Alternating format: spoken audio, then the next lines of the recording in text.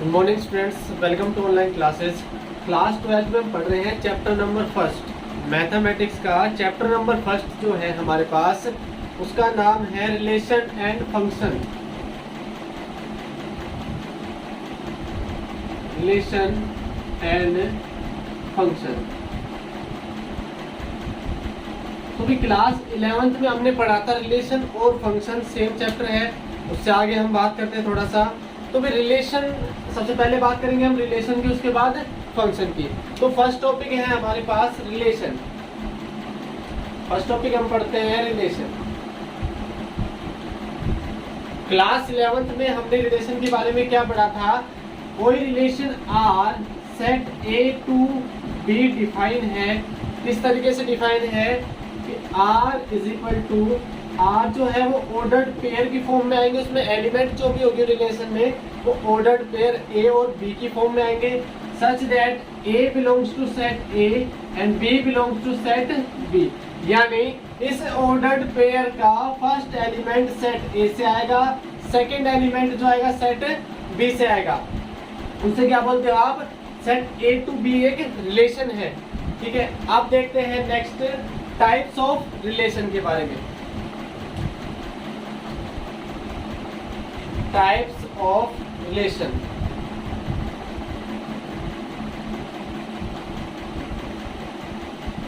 Relation के types, 3-4 types है हमारे पास रिलेशन के। तो उसमें नंबर फर्स्ट पे आता है empty relation.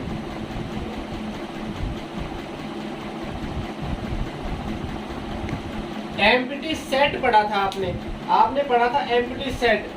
Set A is equal to 5। That means ऐसा सेट जिसमें कोई element there is no element in the set of ए।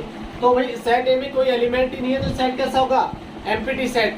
अब उसी तरीके से एम्प्टी रिलेशन, एक रिलेशन आर जो भी है वो क्या होगा? एम्प्टी होगा। इसका मतलब ये कैसा रिलेशन हो गया? Empty relation. अच्छा, इसका कोई एग्जांपल लेते हैं अपन। एक एग्जांपल लेते हैं। एक रिलेशन R जो है वो set A to A define है। किस तरीके से डिफाइन होगा वो? R is equal to A B such that A minus B is equal to 10 and एक सेट A आपको क्या दिया हुआ है? 1 2 3 4 5। एक सेट A है 1 2 3 4 5 और रिलेशन A से A में डिफाइन है किस तरीके से? इस फॉर्म में कि A B such that A B is equal to 10। और A और B कहाँ से आते हैं? A B belongs to set A। अच्छा, इसको अगर रोस्टर फॉर्म में अगर आप चेंज करते हो तो हमें क्या पता चलेगा कि इसमें कोई एलिमेंट है या नहीं है। तो इसको रोस्टर फॉर्म में चेंज करते हैं अपन थोड़ा सा।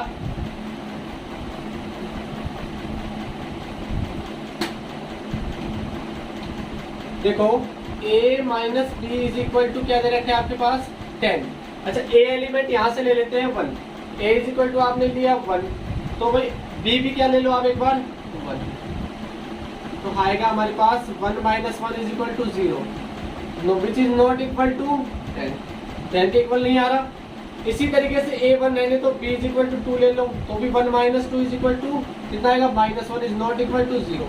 सारे के सारे एलिमेंट यानी 1 और 1 का डिफरेंस 0, 1 2 का डिफरेंस माइनस 1, 1 3 का डिफरेंस कितना आएगा?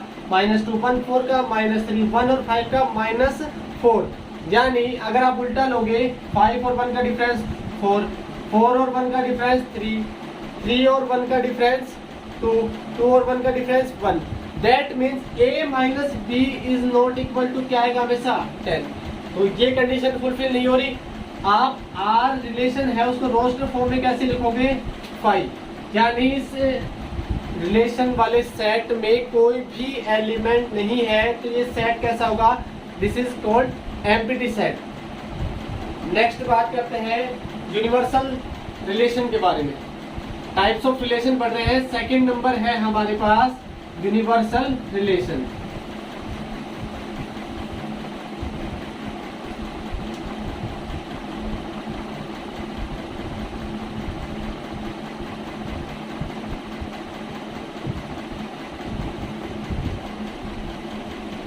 यूनिवर्सल सेट पढ़ा था आपने जिसमें सारे एलिमेंट आते हैं, ये सारे सेट जो हैं उसी सेट के क्या होते हैं, सबसेट होते हैं। तो इसी तरीके से हम पढ़ेंगे अब universal relation.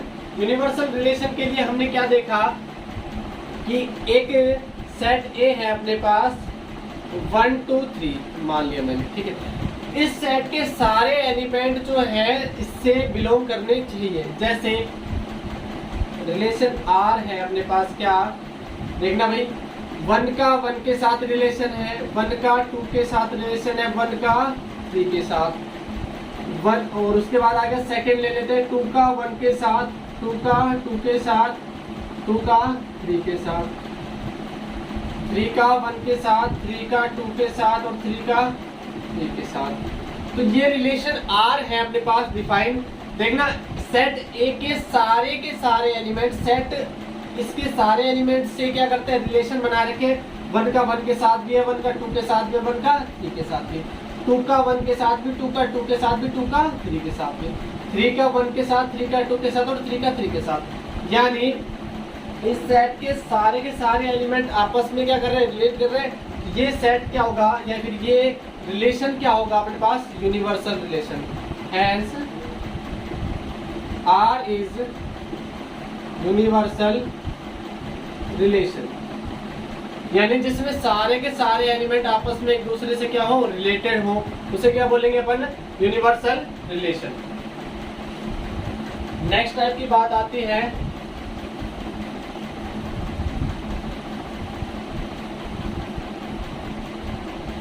Equivalence relation. Number 3,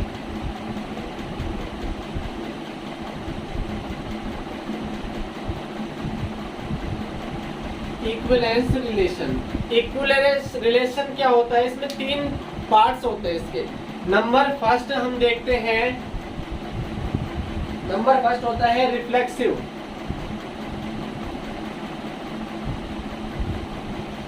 reflexive मतलब कोई भी सेट ए है उसके सारे एलिमेंट खुद से क्या होने चाहिए, रिलेटेड होने चाहिए। जैसे हमने एग्जांपल लिया, कोई भी एक सेट ले लिया, एक सेट ए ले रखा है अपन ने, क्या 1 2 3, ठीक है भाई। Relation R A B such that A B क्या है हमारे पास, A belongs to A and B belongs to B, एक रिलेशन है। सॉरी, अब यहाँ पे क्या आ जाएगा, ओनली सेट ए से। रिफ्लेक्सिव कब होगा, let 1 belongs to 1 belongs to set A. अच्छा, तो 1 किस में बिलोंग करना चाहिए, सेट आर में, यानी खुद के साथ रिलेशन होना चाहिए। अब 2 बिलोंग्स टू सेट ए, यानी इसके सारे एलिमेंट जो है वो खुद के साथ रिलेशन रखे तो वो क्या होगा, रिफ्लेक्सिव। 2 जो है सेट ए में बिलोंग करता है तो 2 बिलोंग्स टू आर में बिलोंग करना चाहिए। 3 सेट ए में बिलोंग करता है तो 3 आर में बिलोंग करना चाहिए। अगर इन कंडीशन को फुलफिल करता है, यानी for all A belongs to A such that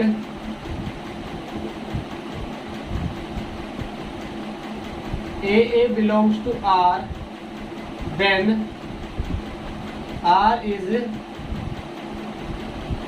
reflexive.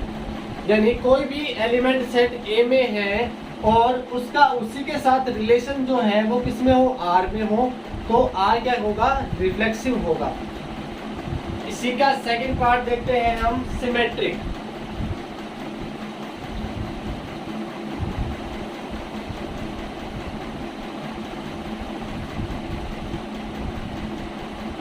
Equivalence का सेकंड पार्ट है हमारे पास सिमेट्रिक।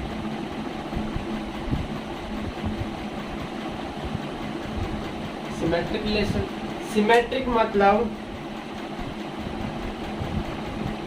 एक सेट ए है, इसमें लगा लो कोई भी एलिमेंट लगा लो सेट, ये रिलेशन ए जो है ए टू ए डिफाइन है, ठीक है। अब for all A1 A2 belongs to A, that means A set की कोई भी 2 एलिमेंट ले लिए मैंने, ठीक है। अब A1 A2 सच दैट, इसका मतलब है such that A1 A2 belong to R, मतलब A1 का A2 के साथ रिलेशन जो है R में बिलोंग कर रहा है, तो A2 का भी A1 के साथ रिलेशन होना चाहिए। मतलब A1 A2 यदि R में बिलोंग करता है तो A2 A1 भी R में बिलोंग करना चाहिए। एग्जाम्पल देखते हैं हम इसका। वैसे मान लिया मैंने सेट A जो है 1 2 3 है, एक रिलेशन इस प्रकार से डिफाइन है 1 2 2 1 1 1, ठीक है। अच्छा, अब 1 1 जो है वो तो क्या हो गया, रिफ्लेक्सिव हो गया, एक एलिमेंट 1 था, लेकिन यहाँ पे 2 2 नहीं है तो ये रिलेशन रिफ्लेक्सिव नहीं होगा। दूसरी बात आती है 1 2 बिलोंग्स टू R, इसका अपोजिट करेंगे सिमेट्रिक, तो 2 1 बिलोंग्स टू R मिल रहा है। यहाँ पे 1 2 है तो 2 1 भी है, इसका मतलब ये रिलेशन कैसा होगा, सिमेट्रिक रिलेशन होगा। तो हमने क्या बताया डेफिनेशन में, एक relation R A2 A define है for all A1 A2 belongs to A, मतलब सेट A के कोई भी दो एलिमेंट ले लिए A1 और A2, वो इस सेट A से आए हैं, तो A1 A2 का रिलेशन सेट R में बिलोंग करेगा, तो A2 A1 का भी रिलेशन किसमें बिलोंग करना चाहिए, R में ही बिलोंग करना चाहिए, तब वो रिलेशन क्या होगा, सिमेट्रिक रिलेशन होगा। नेक्स्ट देखते हैं हम थर्ड। जब ये तीनों के तीनों मतलब मिल जाएंगे आपस में रिलेशन, जैसे रिफ्लेक्सिव, सिमेट्रिक और नेक्स्ट जो है, तो ही आप कह सकते हो कि इक्विवेलेंस रिलेशन है। नंबर थर्ड आता है ट्रांजिटिव। ट्रांजिटिव का मतलब क्या है भाई,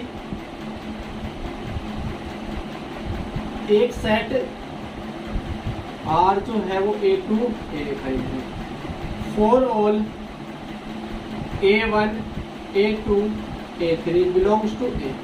तीन एलिमेंट जो है मैंने सेट A से ले लिए, सच दैट इस प्रकार से है कि A1 A2 बिलोंग कर रहा है R में, एंड A2 A3 से रिलेट कर रहा है, वो भी किसमें, R में। देन A1 A3 भी बिलोंग करना चाहिए R में, यानी A1 A2 से रिलेट कर रहा है, A2 A3 से रिलेट कर रहा है, तो A1 भी A3 से रिलेट करना चाहिए।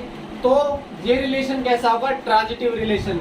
मतलब तीन फ्रेंड्स है अपने पास ABC, ये इसका फ्रेंड है, ये इसका फ्रेंड है, तो ये भी इसका फ्रेंड भी होना चाहिए, तो ये क्या होगा, ट्रांजिटिव हो जाएगा। मतलब रिलेशन जो होगा इनका वो कैसा होगा, ट्रांजिटिव रिलेशन। जैसे अपन कोई एक एग्जांपल देखते हैं, एक सेट A है अपने पास, वही लगा लेते हैं 1 2 3।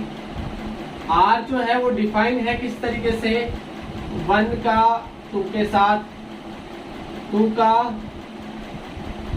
3 के साथ, 1 का 3 के साथ और 1 का 1 के साथ, ये ऐसा कोई रिलेशन है अपने पास। तो भाई इसमें हम देखते हैं 1 2 बिलोंग्स टू R। अब 2 किससे बिलोंग कर रहा है भाई, एंड 2 3 बिलोंग्स टू R, 2 3 भी है। तो अगर हमने ये एलिमेंट लिए तो 1 और 3 भी किसमें होना चाहिए, R में, जो कि है हमारे पास। Then 1 3 is also belongs to R, so relation R is transitive relation. तो हम क्या कह सकते हैं, relation R is a transitive relation, ठीक है। अगर ये तीनों रिलेशन एक साथ जो है सेटिस्फाई होते हैं, मतलब हमने पढ़ा अभी अभी क्या,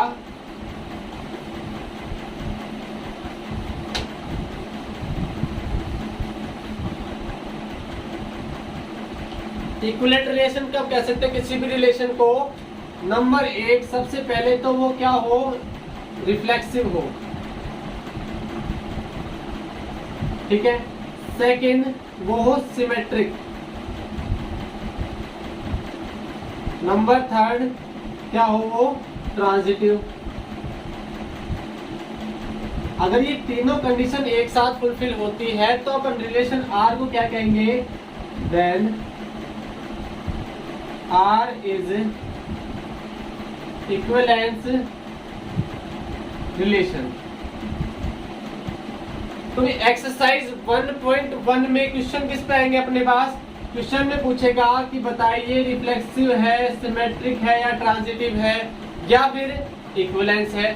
तो जो भी होगा हम निकाल देंगे। अगर रिफ्लेक्सिव होगा तो रिफ्लेक्सिव, सिमेट्रिक होगा तो सिमेट्रिक एंड ट्रांजिटिव होगा तो ट्रांजिटिव, और तीनों हो गए तो रिलेशन होगा equivalence relation.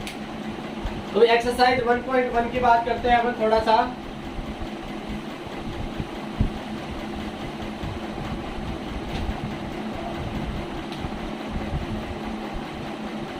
Exercise 1.1 question number first. Question number first कह रहा है कि सेट ए है, आप चेक करके बताइए कि सेट ए आपको दिया हुआ है एंड रिलेशन आर भी डिफाइन है। तो आपको बताना है वो रिफ्लेक्सिव है, सिमेट्रिक एंड ट्रांजिटिव है। तो भाई सबसे पहले हम देखते हैं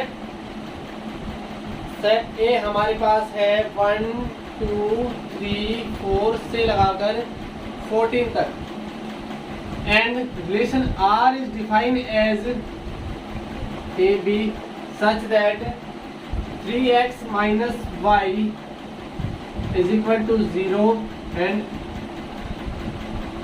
यहाँ पे आएगा भाई xy and xy belongs to set A।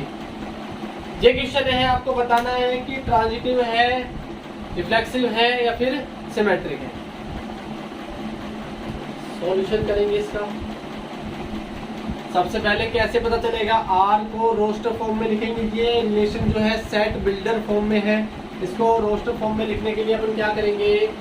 सबसे पहले 3x minus y is equal to 0।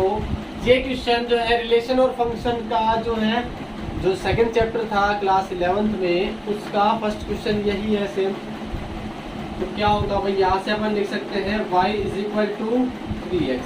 अच्छा भाई, x इज इक्वल टू आपने 1 लिया, let x is equal to 1 belongs to set, ठीक है।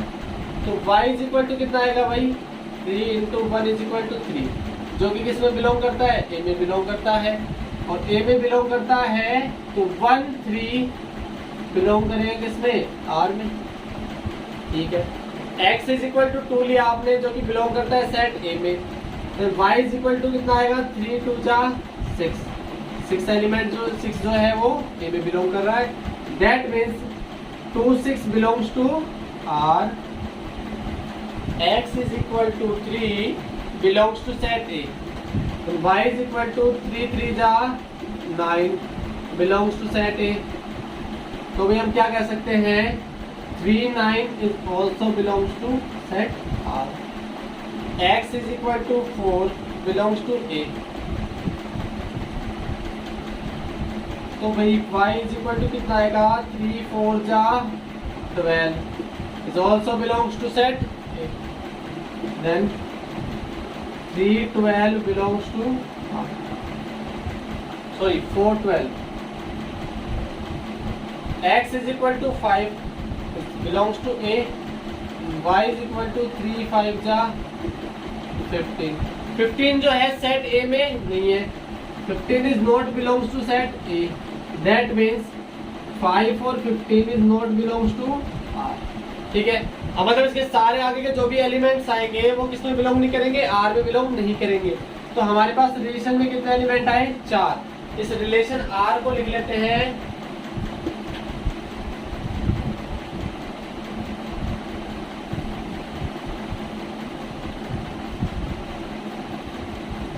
R। जो रिलेशन आया वो किस तरीके से डिफाइन है भाई? 1 3 2 6 3 9 और 4 12। रिलेशन R आ गया हमारे पास। अब इसमें चेक करना है कि ये कौन सा रिलेशन है। तो इसमें फर्स्ट बात आती है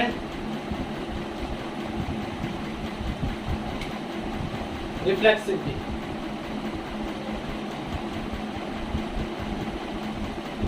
ऐसे सारे एलिमेंट देखते हैं। 1 1 इसमें बिलोंग कर रहा है? नहीं। 2 2 नहीं। 3 3 नहीं। 4 4 नहीं। इस तरीके से कोई भी सारे एलिमेंट नहीं है। Here 1 1 is not belongs to, या सारे ही लिख लेता हूँ। 11, 22, 33,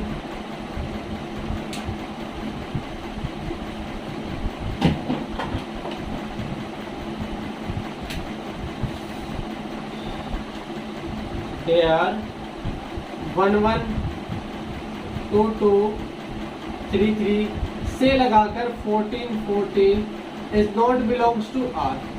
मतलब कोई भी एलिमेंट जो 1 लेता हूं, that means for all A belongs to A, सभी एलिमेंट जो है A के, then there such that A is not belongs to R। मतलब कोई भी एलिमेंट आप ले रहे हो उसका उसी के साथ रिलेशन नहीं है, that means then R is not reflexive. Reflexive तो ये नहीं है। सेकंड नंबर देखेंगे हम किसका, सिमेट्रिक की बात करते हैं।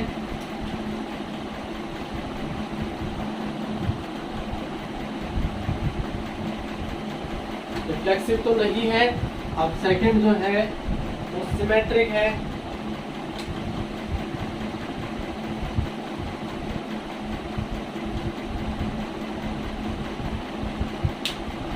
सिमेट्रिक के लिए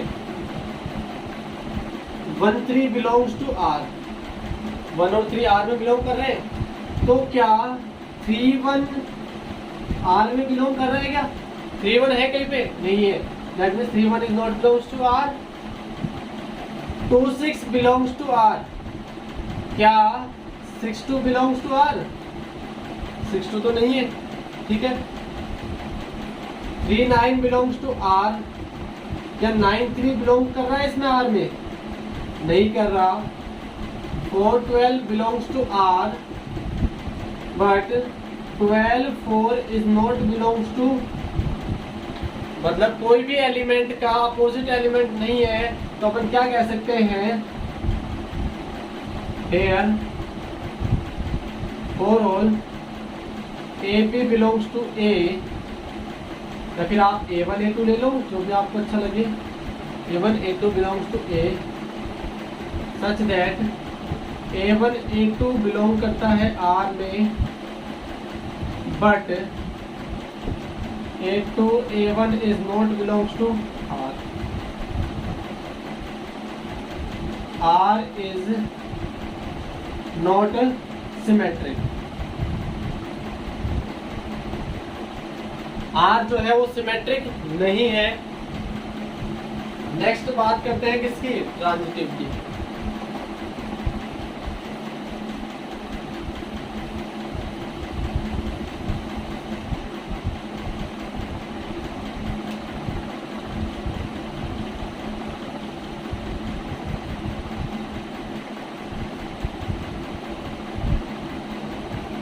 अब ट्रांजिटिव के लिए देखेंगे। ट्रांजिटिव के लिए मैंने बताया था, देखो भाई 1, 3 बिलोंग करता है R में, कर रहा है। अब 3 का अगला रिलेशन किसके साथ है, एंड 3, 9 मिल गया अपने पास, बिलोंग्स टू R। 1 का 3 के साथ, 3 का 9 के साथ, तो 1 का 9 के साथ भी रिलेशन होना चाहिए, तभी तो ट्रांजिटिव होगा।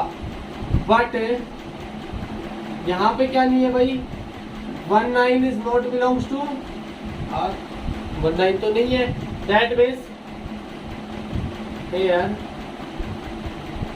for all A1, A2, A3 belongs to A, such that A1,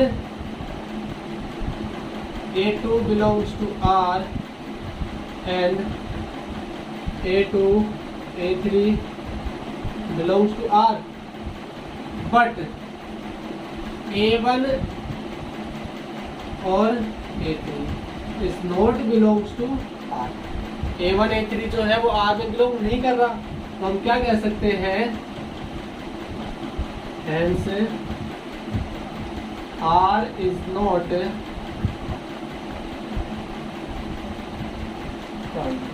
मतलब ये रिलेशन R जो है ना तो ये रिफ्लेक्सिव है, ना ही ये सिमेट्रिक है, और ना ही ये ट्रांजिटिव है। तो अपन इसको क्या बोल सकते हैं, it is not an equivalence relation, equivalence relation नहीं है। तो भाई क्वेश्चन नंबर फर्स्ट के अपने पास 4-5 पार्ट है, वो सभी इसी मेथड पे होंगे। सबसे पहले हमारे पास एक सेट दिया होगा और एक रिलेशन दिया होगा। इस रिलेशन को सेट बिल्डर फॉर्म में चेंज करना हमने क्लास 11th में चैप्टर नंबर 2 में पढ़ा था। इस सेट को सेट बिल्डर से रोस्टर फॉर्म में लेके आना है, यहाँ तक लेके आ गए। उसके बाद हमने रिलेशन में कुछ टाइप्स ऑफ रिलेशन पढ़े। सबसे पहले पढ़ा रिफ्लेक्सिव, उसके बाद पढ़ा symmetric and next transitive. Reflexive में क्या होता है, कोई भी एलिमेंट एक ले लो, उस एलिमेंट का उसी के साथ रिलेशन जो है वो आर में बिलोंग करना चाहिए, तो वो क्या होगा, तो वो होगा रिफ्लेक्सिव। उसके बाद सेकंड नंबर पे आता है सिमेट्रिक। कोई भी दो एलिमेंट सेट ए से ले लिया आपने, ए और बी, तो ए बी जो है वो किस में बिलोंग करना चाहिए, आर में। ए बी आर में बिलोंग कर रहा है, तो बी ए बी किस में बिलोंग करना चाहिए, आर में, तब वो होगा सिमेट्रिक। और ट्रांजिटिव अभी आपने देखा A1 A2 आर में बिलोंग कर रहा है, A2 A3 आर में बिलोंग कर रहा है, तो A1 का भी A3 के साथ रिलेशन जो है इस आर में बिलोंग करना चाहिए, तभी वो रिलेशन होगा ट्रांजिटिव। तो इस तरीके से आपको बाकी क्वेश्चन करने हैं। एक्सरसाइज 1.1 के क्वेश्चन नंबर फर्स्ट के सारे हो जाएंगे। उसके बाद जो है अगर आपसे आगे क्वेश्चन होते हैं तो आगे भी करने हैं। सेम इसी मेथड पे एक्सरसाइज 1.1 कंप्लीट है, तो इसके क्वेश्चन प्रैक्टिस करेंगे और निकालेंगे। Thank you guys.